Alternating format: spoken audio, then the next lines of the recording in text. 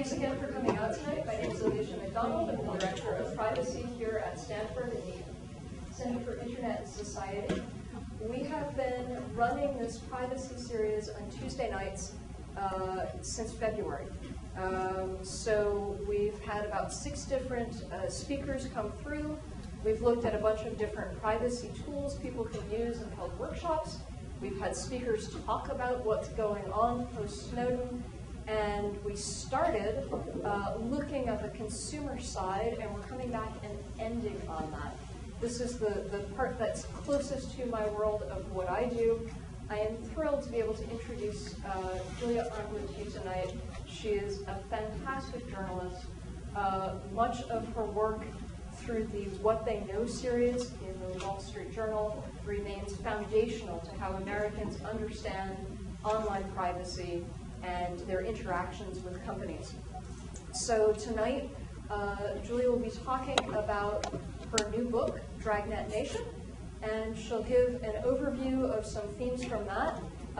Then we're going to sit down and talk and do some Q&A, the two of us, and then we will open it up to all of you to ask questions. And the incomparable Julia Angwin.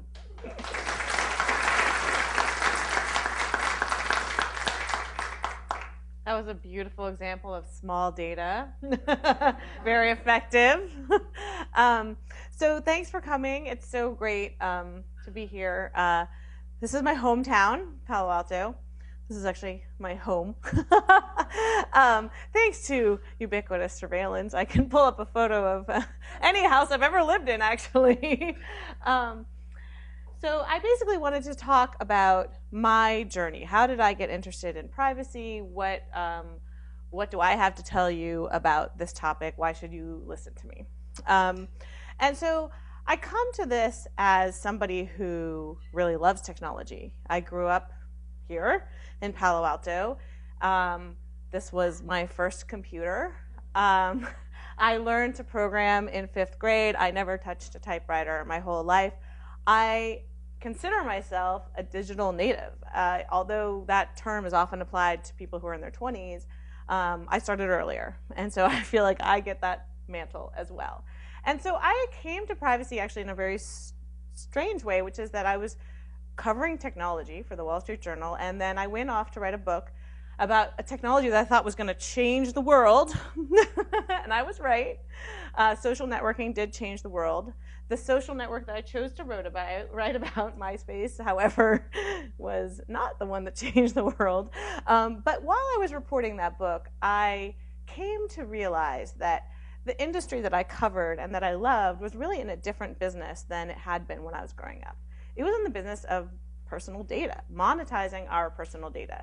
And I stumbled on it basically when I was writing about MySpace and how they made money by taking all the information from the profiles of users and trying to offer that as a lure to marketers. And so when I came back from my book leave to the Wall Street Journal, I thought, you know, what else of my personal data is out there? And I really just had a very simple question, which is just like, what do people know about me? And that was the genesis of this project that I launched in 2010 called What They Know. And so I started off with basically just the obvious, which is who's tracking me online. It was something that was easy to measure, and it was surprising at the scope.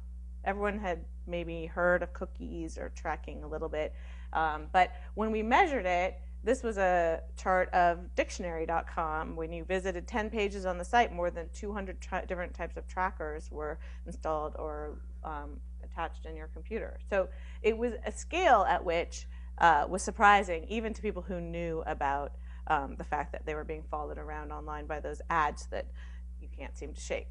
So then we moved on to sort of, well, what does it mean for you personally? This was a woman who she allowed me to sort of look at her cookie ID, and then I went to the company and they said, here's what we know about this person. They knew her age and where she lived and her favorite movies and different types of quizzes she liked to take online. And of course, it has gone so much further than that since then. We looked at iPhone apps. This is in 2010. Remember, this is 4 years ago. And how much data they were sharing with third parties that you didn't know about. This is the Pandora music app. sharing a lot of data. And we sort of categorized all of these apps by what data they were transmitting. And particularly, you can see the phone ID, the unique identifier of your phone, was being sent to a lot of third parties. And we also looked at what sort of the impact, which was, what does it mean in terms of your life? Is it changing your commercial experience online? So this is one guy who, when he went to the Capital One website, and I don't know if you can really see the white words in there, but this is the green writing is the code that was transmitted between his computer and Capital One's website. So he went there, and they made an instant assessment that he was downscale and only had some college, and so they showed him sort of a middling card. And so the personal data about him was being used to sort of instantly tailor the offer that was made to him. And so this is something that is going to become increasingly possible with more and more data about us out there. And we found in 2012, this was a story about a car dealership that essentially had figured out a way to look at your web browser history and show what you had been shopping for. So by the time you got to the dealership, they had a sense of what you had been looking for online. And this is, of course, a situation where you might not want the dealer to know what exact prices and cars you've been looking at. As I was doing commercial surveillance and sort of looking into what started as a technology project, though, I couldn't ignore the fact that the government was also in the business of surveillance as technology got cheaper and more powerful. And so we branched out and started writing about government surveillance. We wrote about, this is a story about license plate, automatic license plate recognition systems. Basically, many police forces and some private companies have installed these cameras on their police cars, and they just take pictures of every license plate they go by, building a massive database of sort of where your car has been over time. And we built a catalog, the surveillance catalog, of brochures that companies sell spyware and surveillance gear to governments and what kind of hacking tools they're selling. Of course, there was also this really big news that happened last year about the NSA. Snowden's revelations really were amazing. In fact, I felt at that time that I had been writing about this topic for 3-4 years, and that I was probably one of the more paranoid people that I knew. And then when Snowden's revelations came out, I realized that I had been under-paranoid, that it was actually worse than I thought. I did not actually imagine that the government was collecting every single phone call record. That was shocking to me. And I didn't imagine that they were, this PRISM collection had gotten into every single of the top tech companies. I didn't imagine that they were breaking into Google's data centers. This was probably one of the most shocking slides of the Snowden revelations, showing how they were trying to break into Google's private data. And so, as I reported on this topic, and as I learned about it, and as we all as a society have learned about it, really the question has become not so much who's watching us, but what are we going to do about it? Is there any hope, right? Is privacy dead? And so when I decided to write my book, I realized that what I needed to investigate was not so much who's watching us, but is there any way to live in a world where we're being watched all the time and still retain some privacy? And so I consider my book, Dragnet Nation, which came out in February, to be an investigation into whether there's any hope. And, the conclusions are that there's some hope. So I'm going to walk you through a little bit of my privacy journey, what I tried to do to protect my privacy, and to see what lessons I learned from it. So one thing I did, for instance, is I actually just took my photo off the internet and put up a stencil drawing of myself, because I was trying in a very half-hearted way to foil facial recognition technology. But of course, there's going to be many pictures out there of me that could be used to recognize my face. So this was actually more of a symbolic protest than actual. I switched off of using Google search. I decided that once I looked at my history of my Google searches, which you can find if you use Gmail, it's in your settings. You can see the history of everything you've searched for. And when I looked at mine, It was so incredibly revealing. It was minute by minute what I was thinking. I'm hungry, I Google something to eat. I'm, thinking about what story I want to write about, I'm Googling it. If I'm thinking about a travel plans, I'm Googling it. And so when I looked at, my data was going back till 2006. And I looked at all my searches and I thought, this is just too much information. Even if Google is the nicest company in the world, they could do whatever they want with it. All they have to do is change their privacy policy tomorrow, and it basically retroactively says they can do whatever they want. So I didn't feel I had any assurances of what would happen to that data. So I switched to DuckDuckGo, which keeps no logs, is essentially never has any idea who I am when I show up there, which, by the way, means that they don't give me tailored results. So when I search for a natural history museum, it gives me the first one they give me is in London. And when I was doing this search in a hotel room in DC, the first one Google gave me was in Washington, DC, because they know where I am. And then they gave me New York because they know that's where I normally am. And so it's a reminder that what you type into the Google search engine is not the entire input. Google is also inputting other information that it knows about you. And sometimes that's really helpful. It means you don't have to finish typing your sentence. But in another way, I realized that I was giving them more control over my search. They were controlling the search and not me, because they were giving me what they thought I wanted. And so I decided it was a very small price to pay, actually, for privacy to type the words New York after Natural History Museum. So that was one of my more successful privacy challenges. It was harder to leave Gmail. I still haven't successfully left Gmail. I still basically have it as a backup. I switched to RiseUp, which is a collective in Seattle. And it is not for everyone. It is invitation only. It has a very small quota.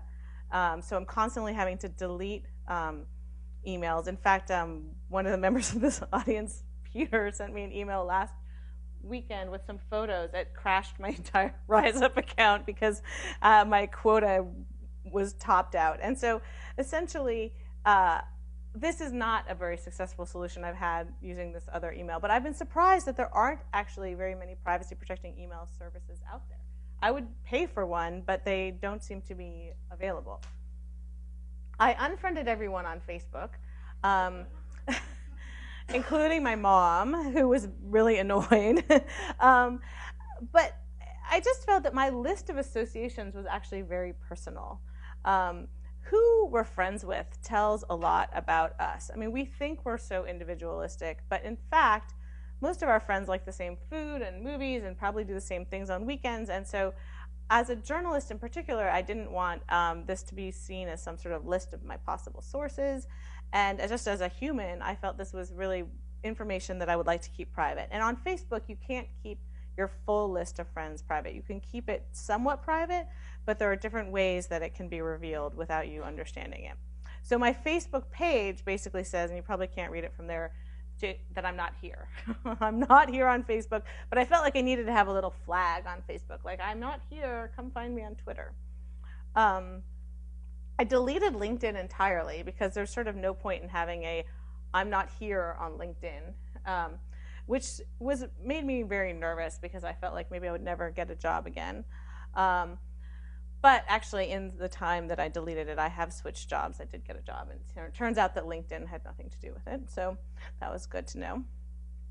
I also started using ways to protect my web browsing from online tracking. So I have been playing around with this one called White Hat Aviator, which is basically built in with a bunch of privacy technology.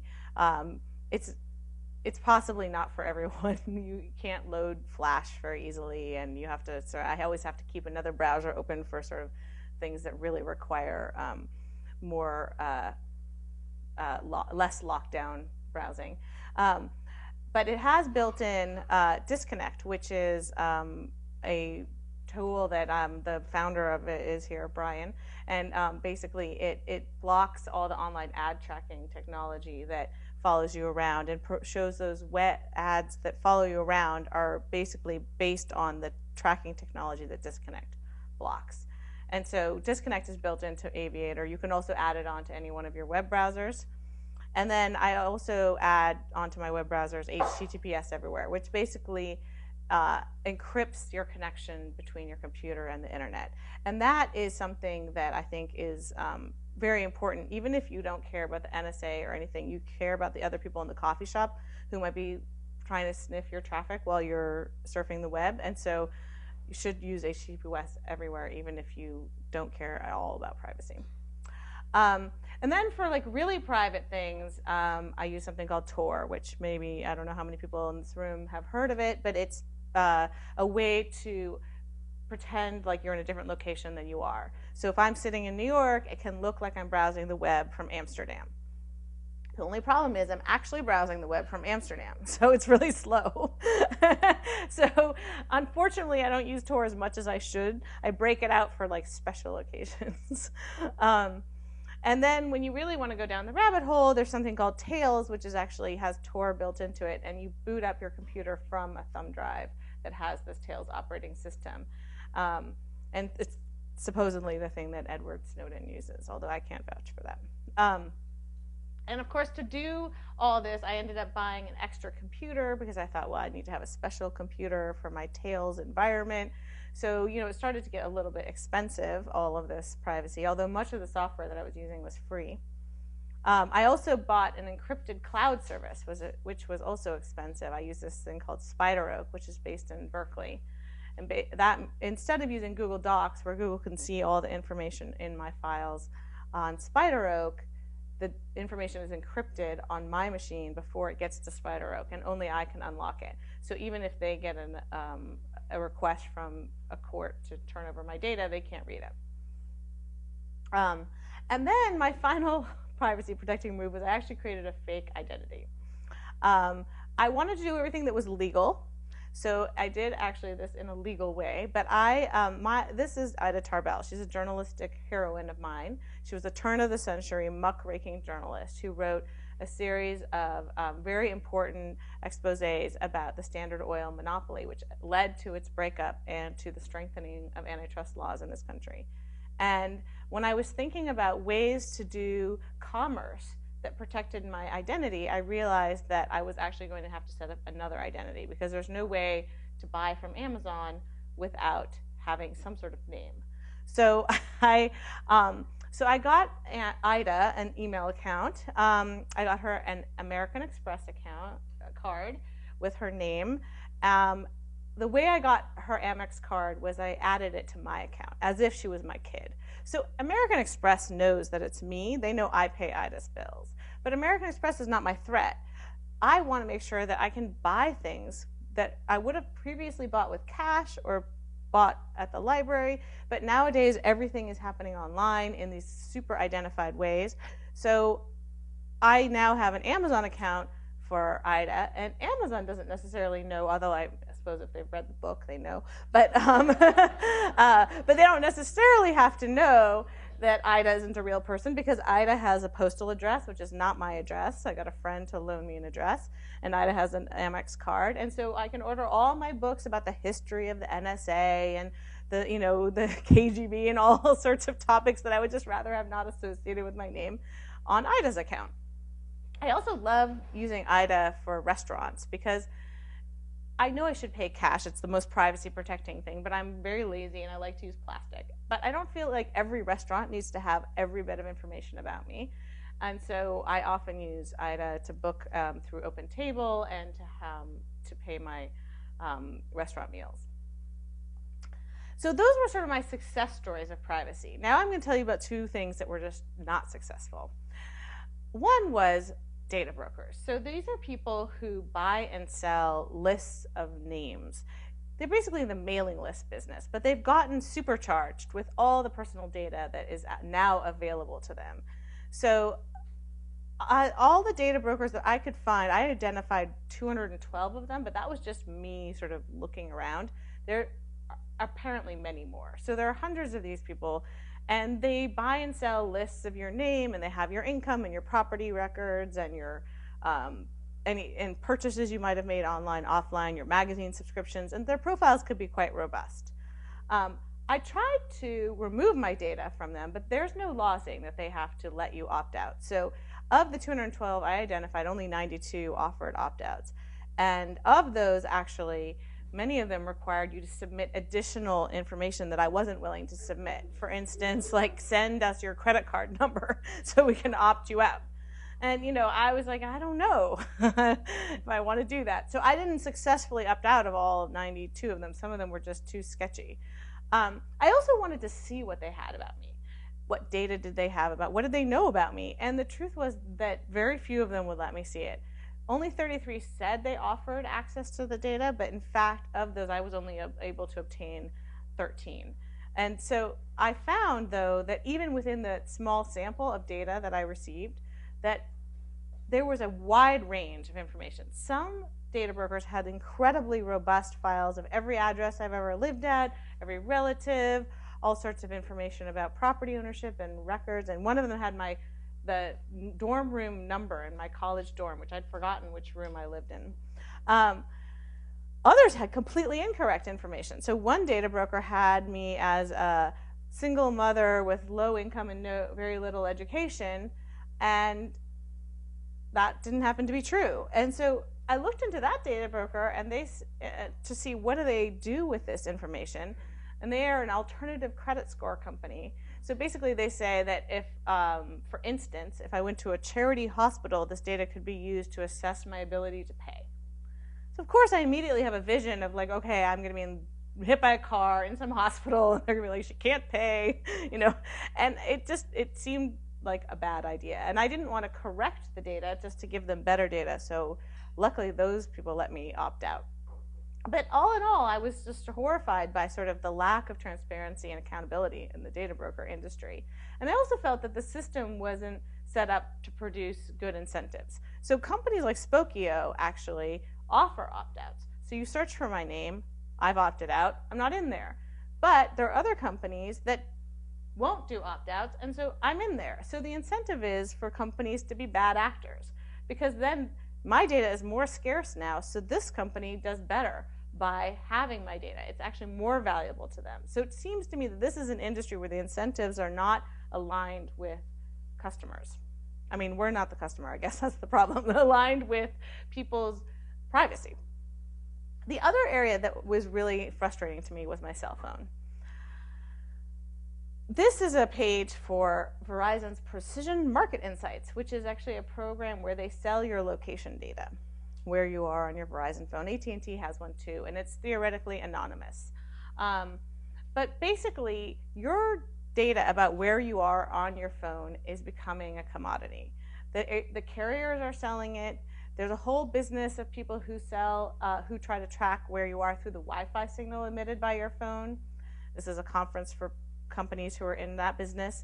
And this, as I showed earlier, the apps can be taking your location data or other information that you can't control. And so I started to realize that there wasn't a way for me to control the data on my phone. I couldn't really tell what it was sending out. I didn't have software that I could use to audit what information it was sending out. So I did install an encryption program. This is Whisper Systems, Text Secure, and Redphone. So anyone else who has this same encrypted app, we could have encrypted conversations. But that is about 4 people. And my husband refuses to use them. My kids are willing to do the encrypted texting and calls because it's like secret code, so they think it's really cool. But basically, I didn't find too many people who are willing to join me on this journey. So I realized I needed another solution for the phone. So basically, I had to get Ida a phone because I realized that at least it would be tracking in someone else's name. So Ida has a burner phone. It's a prepaid, disposable phone. The only problem is Ida and I are really similar. Like, we go to the same places and we call all the same people. And so anyone who really looked at this data would quickly realize that we are the same person. There was a study that showed that it only takes 4 unique location points to uniquely identify most individuals. So it's pretty clear that Ida and I are the same person. So in the end, I ended up in this really sad situation of putting my phone in what's called a Faraday cage, which is essentially case that is lined with metal, and that prevents it from transmitting. Of course, then you also can't use your phone. So this was like a very sad ending to my privacy journey. So essentially, what I learned from this was that there were things I just couldn't buy my way out of, right? I couldn't get out of the data brokers. I couldn't find software that would really let me audit and control the data being sent out by my phone. I couldn't convince other people to use encryption, although I tried.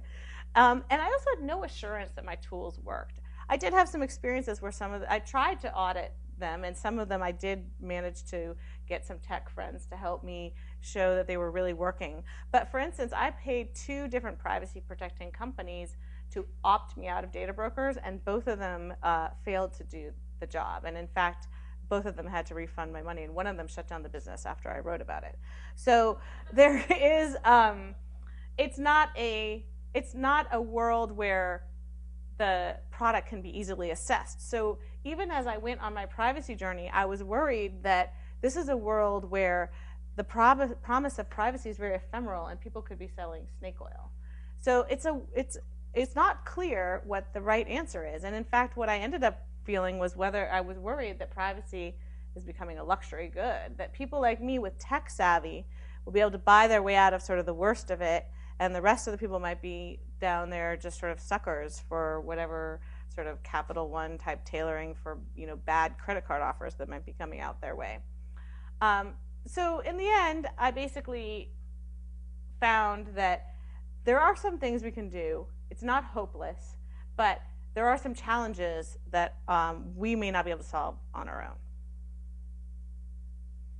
So I think we're now going to sit down and do questions. So thank you. So just to start out, I loved your book. Thank you. Right? Sort of the inverse of some of the reviews that have come for movies. There are not many books I can give to my mom and say, here it is. Here's everything I've been talking about for the past 5 years in one book. One of the things that I liked that didn't come across as much in your slides was some of your explanations of why should we care? So maybe that's a good place to start. Okay, there are a bunch of trackers, there are a bunch of people watching what we do online with our phones in the world.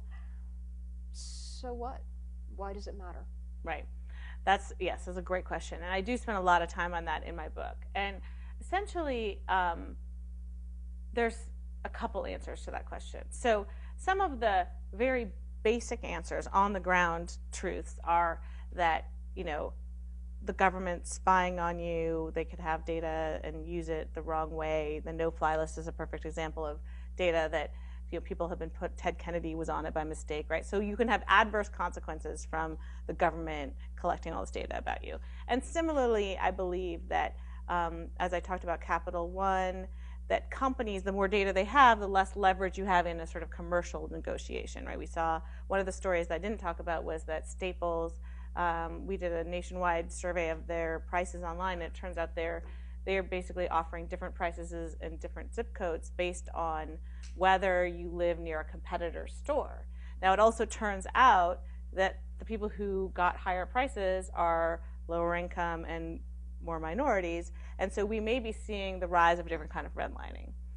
But those are subservient to the sort of larger thing, which is the real reason to care about privacy, is that it's about freedom of expression, right? We feel that that is a strong value in this country, and it's a real part of democracy. And I think that the studies show, and the people I interviewed who have been under surveillance, what happens is you start to feel scared to express your views, and you self-censor. There was an amazing study in Finland where they watched some people who volunteered to be surveilled for a year in their homes. And some of them had to drop out. The anxiety was too high, even though it was simply academic researchers and they knew the data was going to go nowhere. And most of them changed their behavior to the point where they never spoke about anything interesting ever again, right? And so that is not an outcome that I think we want. And just to take it a step further, I really wondered, you know, am I taking this too seriously? So I went to the Stasi archive in Berlin, and I thought, I'm going to look at the worst of surveillance states and see what does that look like? Look it in the eye and see, am I being hysterical, or is this really something we should worry about? And so when I went there and I looked at the files and I did a Freedom of Information Act request to obtain some of them, and I've actually had them translated, they're on my website. what you see is that their tools were really technologically rudimentary. They had steam open letters, they had to follow people around in cars, they had to listen, to the actual phone call, and yet they were incredibly effective. Everybody was scared of them. And they only had files on 1/4 of the population. So the question we have now is, we have a situation where our government has files on 100% of us, and they have incredible technology. So how do we prevent them from abusing that power? And that's the true question of democracy. That's our job. Our government works for us. And so we have to make sure that we watch them. And the truth is that right now, journalists like myself don't have a great ability to hold the government accountable. In fact, we are in a situation where the government knows who our sources are, we can't protect our sources, and it's chilling sources from coming to us. So I worry about this as a question for our democracy. Can we hold our government accountable if they know everything about us and we know nothing about them? Fantastic. So what do you think we can do as a response to this, right? We found ourselves in this soup. We find that we have questions about, do we get to keep our democracy? We find that we have questions of what society do we live in? It's worse than we thought. And the tools that we have are sometimes somewhat effective at protecting us individually, sometimes not, but so far not useful in terms of protecting society as an entity. Right. So there are a couple of levers you could imagine: policy, law, technology, social. Where do you think we get the most bang for the buck? What do we do next? Well, I'm not a policy expert, so I'm not really qualified to give a complete roadmap for this. But when I thought about this question, I found myself turning to the environmental movement. Privacy and pollution are similar problems. They're invisible, they're pervasive, they affect the commons as opposed to just individuals. The individual harm is hard to attribute. Even if you get cancer from pollution, you can never really point to which smokestack you got it from. That's the same with privacy harms that come from data. You can never really tell which piece of data is the reason you didn't get the job or the loan. So when you look at the environmental movement, now putting aside the fact that we kind of missed the climate change thing, we have successfully cleaned up our air and water, right, in the past 50 and 60 years. And we did that through a couple of different things. We did that through changing our social norms. We don't litter as much. We recycle. We pick up our dog poop, right? All these things that would have been unimaginable. But we also did it through really strict laws. We have real limits for polluters, for Clean Air Act, the Clean Water Act, and we did it through transparency by forcing the polluters to be accountable, to put out public lists of what they had, where the toxic waste was located, so the communities could be active and lobby to make sure that it was reduced and that there were mitigation for any sort of spills. So I have hope that this similar array of measures, right? There are some things that I was able to do. I was able to basically lock down my web browsing mostly. I was able to use encryption with the other people who were willing to use it. I wasn't able to really protect my phone or deal with the data brokers. So I think that there are parts that we'll be able to do ourselves, and there'll be parts that we have to collectively work on. So I have 2 more questions for you. Early on in your book, you wrote, "My kids also don't care about privacy. To them, privacy is just a word that means no. Privacy is why they can't post videos on YouTube. Privacy is why I won't let them sign up for kids' social networks, etc." Yet, by the end of the book, your daughter changed her mind, and you've just talked about how your kids will use encrypted systems because they're cool. Could you talk a little bit about the transition that your children went through?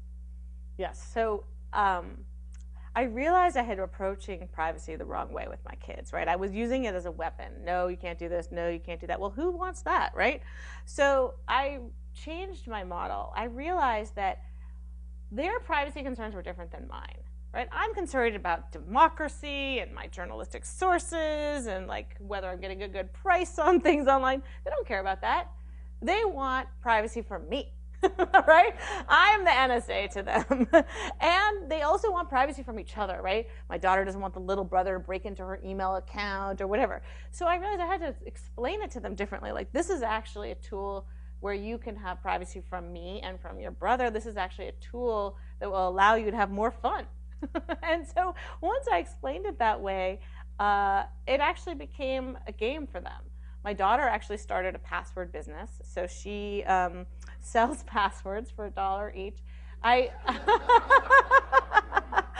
They're good passwords. And they're good passwords. I found that one of the very best ways to make passwords, strong passwords, was to pick random words out of the dictionary and string a bunch of random words together, because you will be able to remember them because they're actually dictionary words.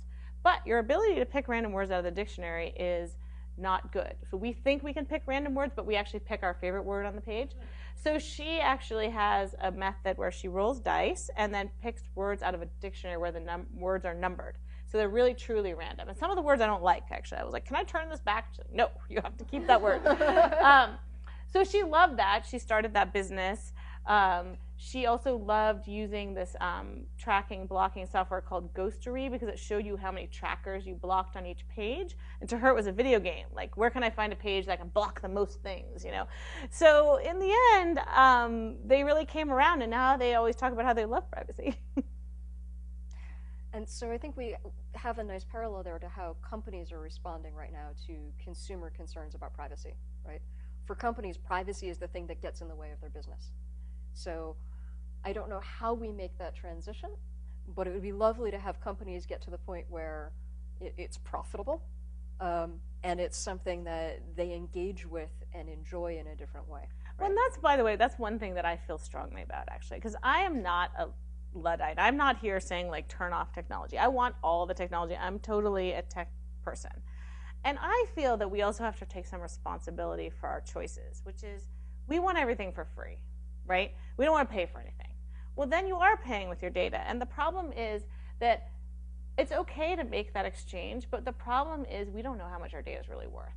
So we're basically making a trade in the blind. And it's an opaque market. Our data could be worth what it's selling for right now, which is a fraction of a cent. Or it could be that in 20 years, having Google know my entire search history is going to be like the make or break thing for my whole life, right? And so I would rather pay with dollars, basically. And so I think we also have to come around to the fact that this technology is important enough to us, we should be willing to pay for some of it, not of everything. But I want to pay for an email service that protects my privacy, and actually there isn't one. And so I would like there to be a market for this stuff. So my final question before we open this up, and if people want to start lining up at the microphones, please do. You've gone through this amazing journey. It's really cool to read about. Your whole family's involved. It's great to read about privacy in family rather than as individual. You finished the book. What did you stop using and say, oh, thank goodness, that was a pain in the neck, I'm not doing it anymore? So yeah, actually I'm using almost everything except I have to say that burner phone. It's so complicated having a whole bunch of different numbers, and then the babysitter's like, what number are you at? And I'm worried that the school won't be able to find me, and I have to explain to them I'm using Ida's phone this week. And so it's just, that's the one I had to give up. But I still use the Faraday bag for my regular phone. And I actually should give up my Ida Tarbell identity now that I've made it totally public, but I love it so much. I just bought lunch at the Life Kitchen with my Ida card, and I was so happy doing it. Fantastic. We'll start over here and just alternate. So one of the problems with a really good talk is it engenders too many interesting questions. but I'll only ask one, and it's a little mundane. It comes off of the convincing your kids that they want privacy. In trying to get people to use encrypted mail and failing, do you have anything to say about why they resisted? Well, it's too hard to use. I mean, encryption for email in particular is a hard road to go down. I have been using PGP for email for years, and I continue to suck at it. And I continue to have terrible mistakes that I make with it. So I don't blame people for not wanting to use encryption. It's too hard to use right now. I think that I have some hope for these apps that are a little easier on the phone, the encrypted apps, although I find that I also can't get anyone to use those, so I don't know, except for my kids. Do we know if people like Bill Gates, Warren Buffett, Lloyd Blankfein or Rupert Murdoch are able to avoid this surveillance? So to repeat the question, because it was a little soft, can some of the major figures in our world, like Rupert Murdoch or Bill Gates, avoid encryption? Does it affect everybody? Or avoid surveillance. It's interesting that you asked that. I don't know specifically about those people, whether they use encryption, although I do think that there is a level of anonymity you can get from having a huge amount of staff that conducts everything for you. You kind of launder your data through them. I do this myself, actually, because I don't like to use Google Maps, but sometimes I really need something from a Google Map, so I make a friend do it. But seriously, I think there will be, if there's not currently a business of providing privacy services for those people, there will be, right? And I think that that's a market that's emerging.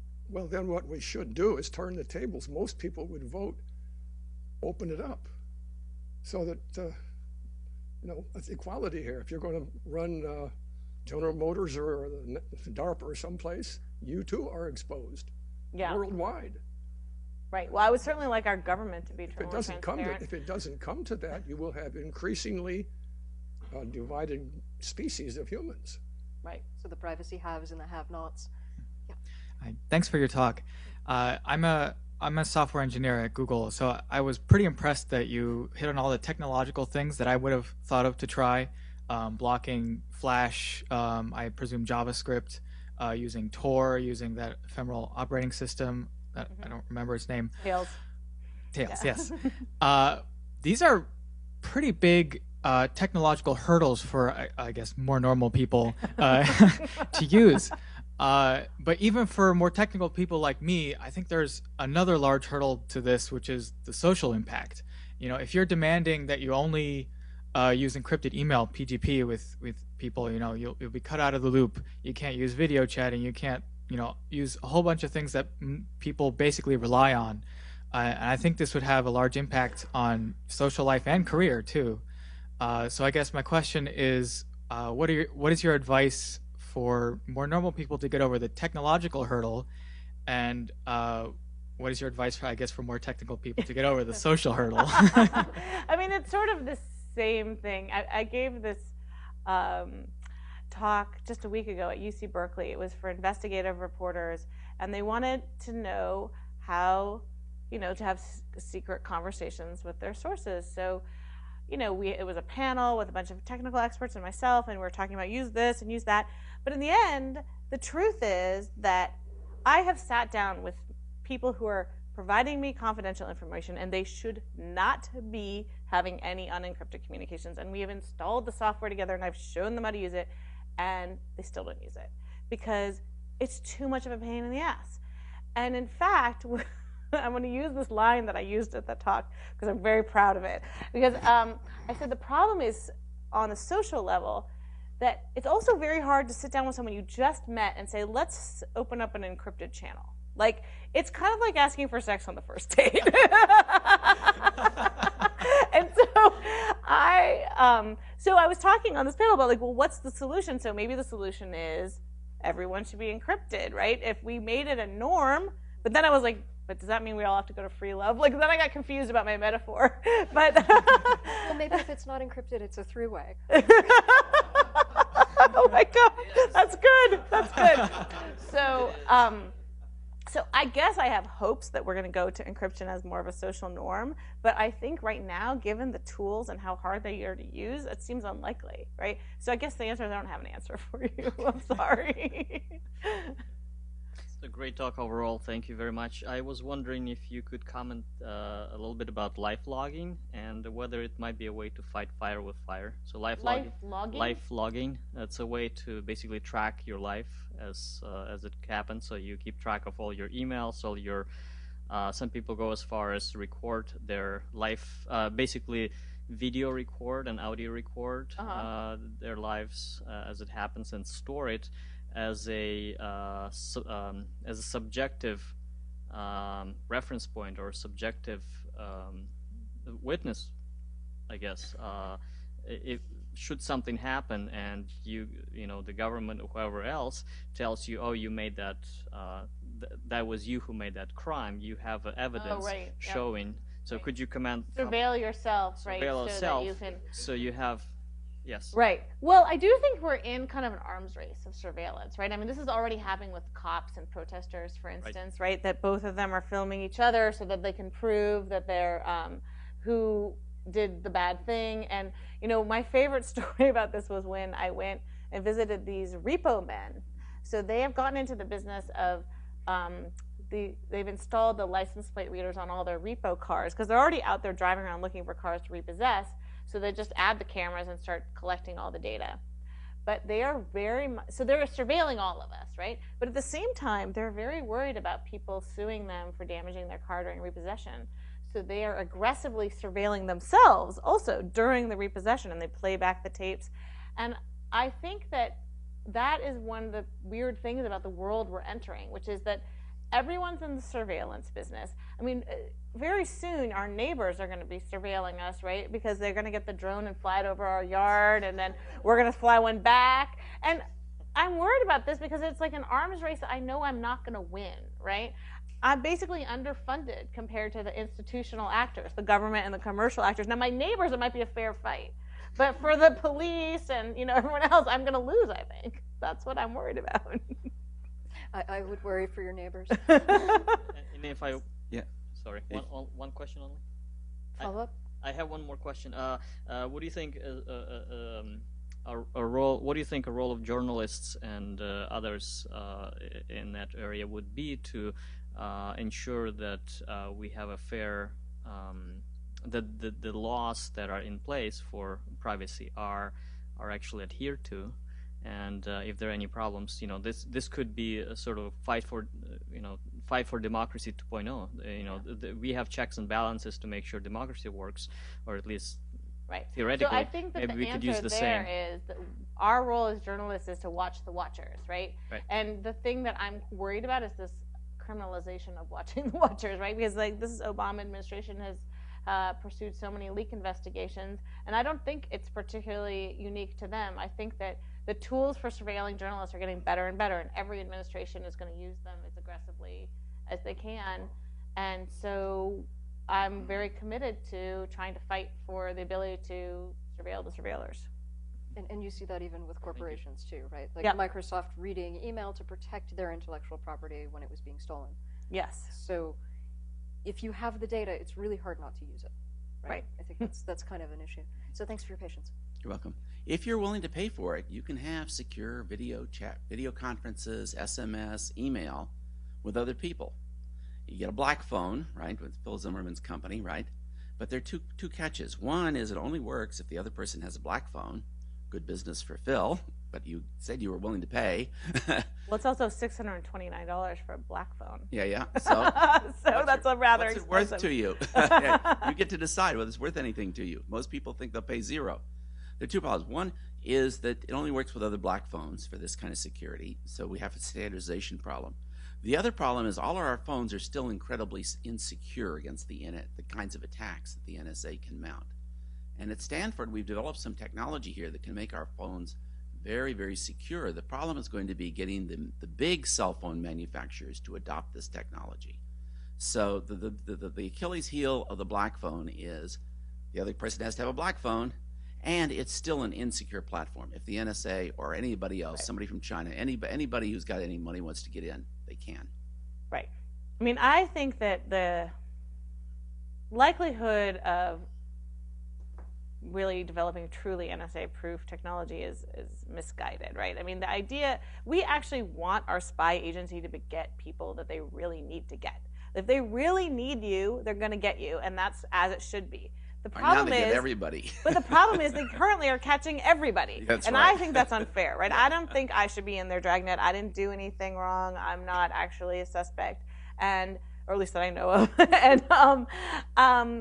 And so I try to figure out ways to get out of the dragnet. But I think trying to develop ways to, avoid like a nation-state adversary is basically a task that only other nation states can really mount. Or big companies. Or big companies. Big cell phone manufacturers can do it. Right. Well, we'll see. Is it in their economic interest, and will the governments be allowed for them to do it? Yeah, that's a good question. Yep. Thank you. I'm a security and privacy attorney, and a couple people mentioned the law, but there's only so much you can do with the law when people's behavior doesn't match what they think they want, as you know. And so there's a lot of debate about whether people are doing what they need to do to map to their expectations for their own privacy. So my question for you is, how do you balance your desire for privacy against your book tour and your journalism and the fact that now I know, by the way, I'm your neighbor and I don't have any drones, so don't worry about me. I don't even want to know what my neighbors are doing. But you know what I mean, right? Yeah. So how do you Yes. balance those? Right. No, I mean, this is the thing, is that obviously perfect privacy would be like living in a box, and tin box in the woods, right? I'm not up for that. I don't want to do that.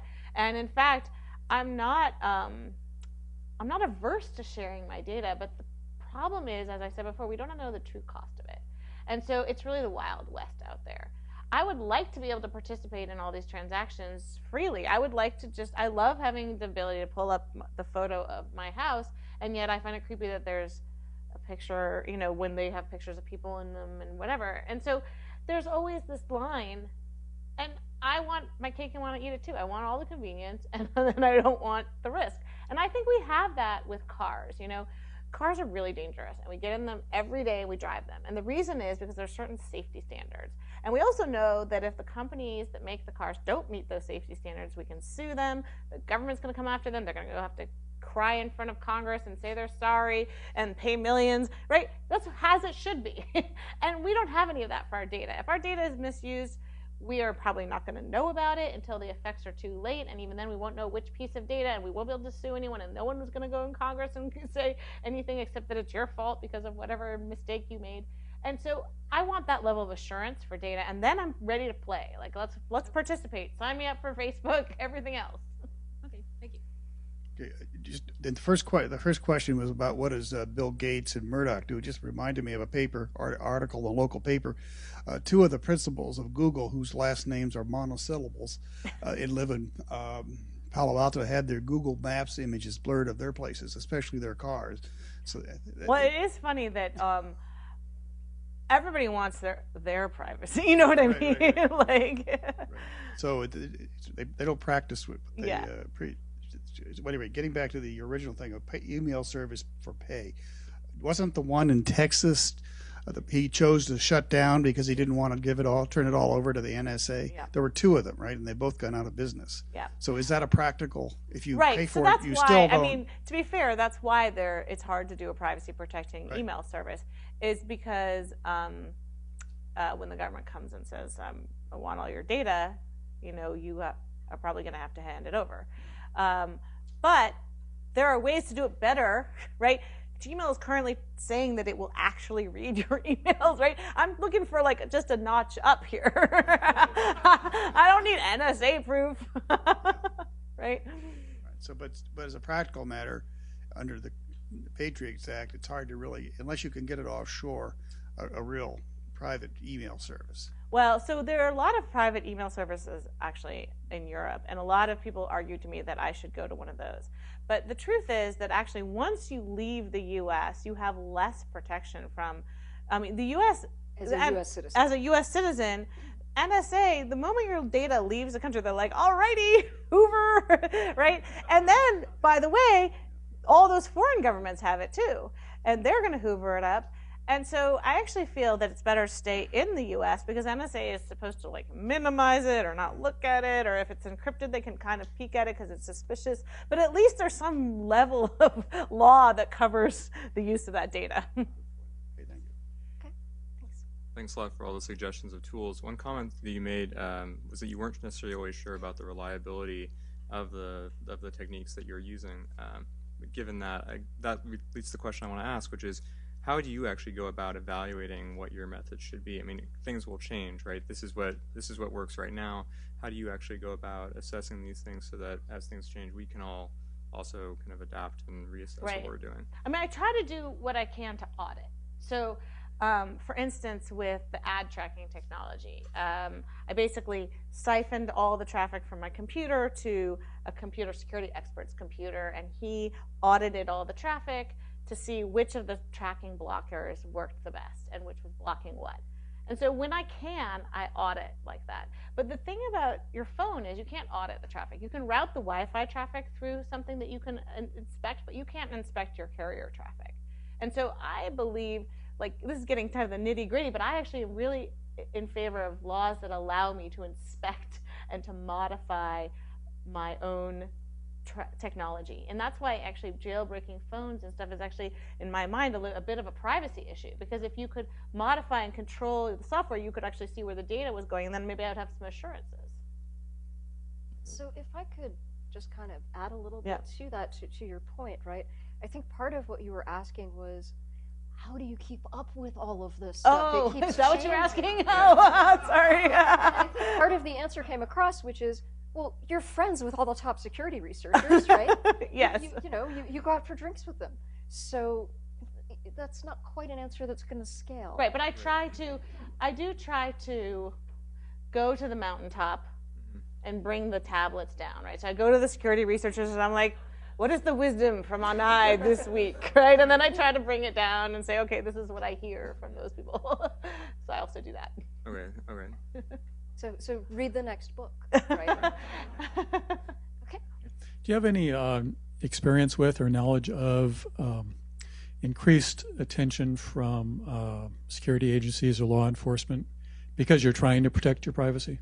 Oh yeah, so this is something that I addressed in my book, which is that basically at the outset of my journey, I had to explicitly acknowledge that many of techniques I was using were going to set up red flags. So I knew from the beginning that using encryption and using Tor and all these different things could actually increase the surveillance of me. But I decided that this was a little bit of a political act. As much as it's about countering surveillance, it was actually an attempt to vote, right? I'm trying to show that there are people who care about this who aren't criminals, who would like to have a conversation that is just private for no particular reason, because they want to, and that I think this is something I should be allowed to do and it shouldn't be criminalized. And so I've decided to make that my way of voting. And for instance, I opt out of the body scanners at the airport every time, and it takes half an hour extra, and it's a pain. I do too. It's such a pain, and it's useless, right? I mean, it's not like my privacy is being protected. I'm being hand groped by a person, right? And yet, I just want there to be metrics. I want there to be numbers out there that say not everybody is opting in to the body scanner, right? So we're going to stop taking new people. We'll go through 2 people here and then switch sides again. So you're the last one. I had watched your program on C-SPAN. Oh, thanks. And I still came to show my support for Oh, you. thank you. That's nice. I have 2 questions. Number one, in the beginning of your presentation, you showed a slide which said you could be washed inside your home. Mm-hmm. Would you please elaborate that? And second, as you tour the nation, introducing your book and meeting with different people, do you come across a lot of victims? People who have been unduly harmed by the collusion of government and big businesses? And are you preparing yourself to prepare a list somewhat similar to Schindler's List, in which a select number of people got victimized in the name of anti-terror activities? And right. Finally, I commend you because you took this strong stand, even though you are a part of Wall Street Journal, which is very much pro-big business. Right, and I've also just recently left the Wall Street Journal. Oh, right. But I was there for 14 years. Let me just see what the questions were. Basically... So being surveilled in your home. Oh, being surveilled in your home. So when I'm talking about being surveilled in your home, I'm often referring to the fact that your web camera can be hijacked. So there's a lot of hackers out there who have figured out ways to gain control of your camera remotely. And so I advise people, and I'm constantly going around putting stickers over people's cameras on their computer, just because this is an extortion technique that is being used commonly. But there are other ways you can be watched. The drone could come in, and by the way, your computer traffic is being watched. And so part 2 was, do you have a list, mental or physical, of people who've been harmed? Right. So it's hard, like as in the pollution example, to really describe exact harm. But in the book, I tell several stories, and one of them I'll tell briefly now, which is a young man who actually lives in Santa Clara, and he is a young Egyptian born but American citizen, and he and his best friend, who's also Egyptian, found that they were being surveilled by the FBI. And what happened was the friend of the guy that I wrote about was named Yasser. His friend Khalid had written something on Reddit, which is a social network, basically saying that this TSA thing and the airport screening is stupid because I could just walk into a mall and bomb it right now. It's actually it's a fair point. He wasn't planning to bomb the mall, but it's true. We don't, monitor the activities everywhere equally. So the FBI then put a tracking device under Yasser's car, and he had the opportunity to see it because he went up to get his oil change. He saw it. He put it up on Reddit and said, "What is this?" Everyone wrote back, "Oh my gosh, you're being tracked by the FBI." And then the next day, the FBI showed up and said, "Can we have our tracking device back?" And so he had the unique opportunity, which very few people get, which is to confront his surveillors, right? And he was like, "Well, why are you following me? What did I do? I'm just a kid. I'm going to night school, and I'm a laptop salesman." And they said, "Look, your friend wrote this thing on Reddit, and we want to keep track of you." And, the sad thing about that story is that what happened after it is that he and his friend are no longer friends because Yasser felt that he couldn't afford to be friends with people who wrote stupid things on Reddit. And so he's now a very upright citizen. He's afraid to say anything. He gets detained every time he comes back to the U.S. from an international trip. He still has extra scrutiny at the airport. And he's self-censoring himself. And that's a sad story. And I think that those are the kinds of stories that I don't want to see happen here. Okay, so we'll come to you because you were first. Oh, thank you. First of all, thank you for coming. Very enjoyable. You had mentioned actually something that my question addresses, and that is I'm cynical that there can be a legislative or technological answer to this because, as you said, it's an arms race. How would you win it? And so my question actually goes to the next step, and that is something that you had expressed concern about, and that is where we start to self-censor our own thoughts or what we share. And my own experience is that, I have a broad circle of friends, and I will sometimes like things on Facebook.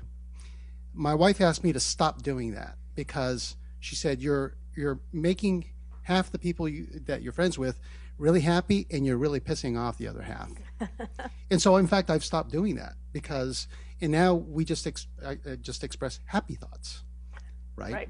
And so, if you could comment a little bit on that, because to me, when I see the increasing polarization of what we see socially, culturally, and how this might actually kind of exacerbate that, or can you elaborate a little bit further on that? And your friend was a good example. It's interesting that you talk about only expressing happy thoughts on Facebook, because actually, if you think about Facebook, what do people put on there? Happy thoughts. Happy thoughts. How great my day was. How everything is great. Is that really what's happening in their life? I 2 or 3 years ago wrote a column actually about this because I had sort of thought that I was keeping up with certain people through Facebook, and I had this sense of who they were. And I remember I went to my book signing in Chicago to see, and I saw some friends from college who I thought I had, because I went to school in Chicago, and I thought I knew what they were up to from Facebook. And when I met them, I realized, no, that was all like propaganda. Their lives were falling apart. This guy had just lost his job. The other one had been evicted. And all the posts were all happy talk. And it occurred to me, we're already doing this self-censorship, right? And the reason we're doing it is because it's too big an audience. You can't trust that it's only going to the friends that you've selected.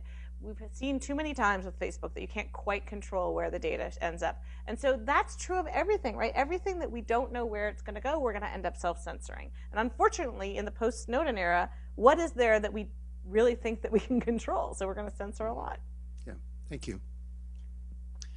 I think we're still really conflicted about security in this country, and I think the NSA has, always had an infinite appetite, or all the security agencies have had an infinite appetite, but the exponential growth of technology has just enabled this thing to happen. But at 9/11 was supposedly this change. 9/11 changed everything. There were, for many years after, the talk of Al Qaeda wanted to set off 7 nuclear weapons in 7 cities in the United States. So we have sort of accepted somewhere that there is this possibility. The whole idea was there were the people out there who there was no limit to the damage they would do. And to me, this is what started the needle in a haystack thing. We have to, and Dick Cheney's, if there's one chance in 10 to the 34th that somebody's going to blow up the world, the only thing to do is suck up everything. There's nothing we can avoid doing because of that risk.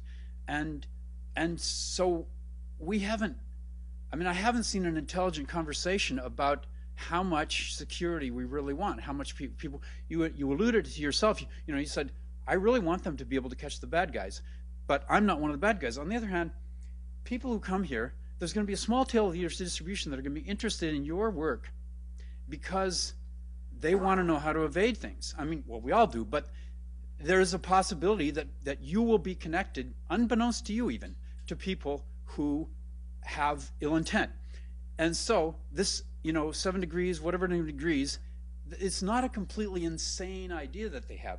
But I've heard arguments such as, well, they're just incompetent to do this thing.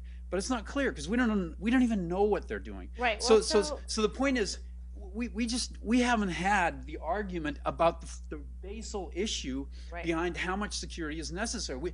It's been a cartoon argument, but it's not a ridiculous claim that they're making. I don't trust the NSA. At the same time, there is an argument there. It just hasn't been made intelligently and hasn't been debated intelligently.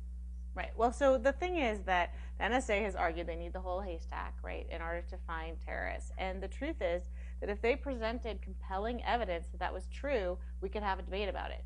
But the truth is they haven't presented that evidence. They presented initially 54 cases that were supposedly thwarted by this data, and then it collapsed and it collapsed and it collapsed, and it's now kind of barely one maybe, right? And so the thing is that they work for us, right? So they need to show us why they need it, because they got to make their case. That's how it is in a democracy. Now, I'm willing to believe that it's absolutely necessary, but I have not yet seen that evidence. But just suppose that they showed us this evidence, which their argument is we can't show you the evidence, of course, because then it blows the game, it lets their game on. But suppose they showed us the evidence to show us that they have the capacity. Forget about whether they thwarted. The thing is, they can't. If it's true that what they're really trying to thwart is a fission bomb in a major city, which would basically end our democracy, given what happened after 9/11. We're not resilient enough for it. They can't show you. The argument is we'll never be able to show you that until it happens. We have to be ready for that. We have to have all this stuff, and we can't show you that we caught some guy with a shoe bomb and say on the basis of that we have everything. They have to do it even if they can't show you any evidence. Even if there has never been a case, they have an argument that they have to do this thing. The question, we have not had this argument. We have not even had the argument, hypothetically, if the NSA has the capacity to basically monitor the threat of every person in the universe, technologically, is it, and we sort of accept the fact that there are people out there who would like to basically end our society, the existential threat exists, then what is our decision? Okay, so I don't think that you've answered quite the question I had, which is, well, I'm just basing it on the evidence, okay? The evidence is they haven't shown a compelling reason, and by the way, they didn't catch the shoe bomber, the underwear bomber, the Boston bombers. Fine, let's find some new evidence. But this is the debate we have to have in a democracy. We're allowed to have that conversation. We haven't had that debate. Yes, can we give Jim the last question because he? Yep. One of the things I liked about the book was that it balanced between commercial and government surveillance.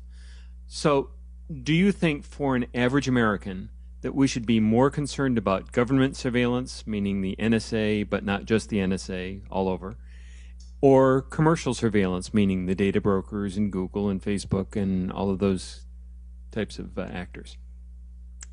Do I have to choose? Because I'm really worried about both. Look, the truth is the government can put you in jail, right? They can deprive you of liberty and life. But they buy from the commercial brokers too. Right. I'm going to get to that, but my point is you kind of have to put them slightly a notch ahead because Google currently can't put you in jail as far as I can tell. Okay, so basically,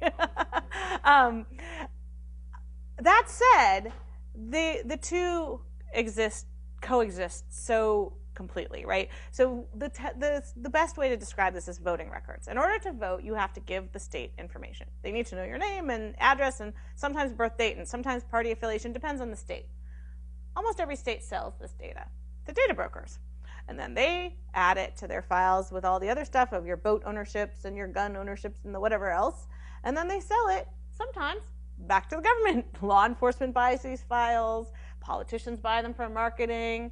So the thing is that they are basically all part of the same ecosystem. And certainly with the Snowden documents, we've seen that not only does the government show up with these secret court orders for government for data from the commercial companies, but when it can't get it that way, it goes and tries to hack in the back way, right? So the problem is the government has the power to dip its hand into these troves. And so unless we limit their power to do that, you can't really say that they're that distinguishable. So thank you all for coming.